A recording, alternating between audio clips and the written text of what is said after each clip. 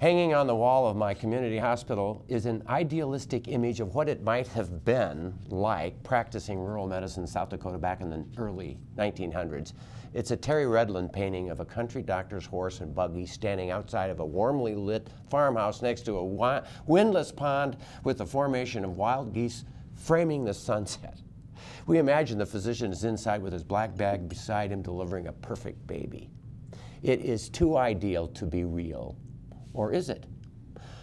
There is still much idyllic about the world of the modern country or prairie doctor. She or he still makes rounds at the small town hospital every day managing the severely sick, still sends them home to follow later in the office, still has to understand an encyclopedic medical knowledge to kind of nail the diagnosis, and still senses the life story of many patients, having watched and even helped them through the joys and tough times of years of living.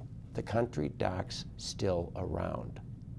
There are some differences, though, from that painting. Now the country doctor consults the specialist by e-consult over a video screen, co-manages the sickest patient in the hospital with the EICU, keeps up on rapidly changing medical knowledge with teleconferences and internet learning, summons information about medicine side effects through a smartphone, and if needed, flies the emergency crash victim by helicopter to a trauma center, and so on.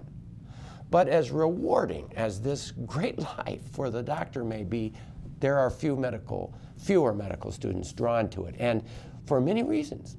Now the country doc, called a primary care provider, spends too many hours filling out forms or computer records instead of seeing patients. Is paid less than almost all of the other specialties, and in the larger cities gives up seeing hospitalized patients to the hospitalists. Most of the medical students, teachers, are specialists from the big city, and the list goes on. The country doctor is going away, going by the way of horse and buggy. And the big loser in this picture will be the patient.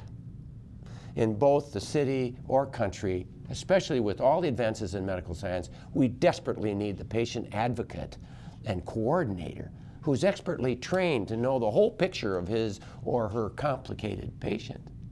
We shouldn't let the idealistic life of the country doctor become just a painting.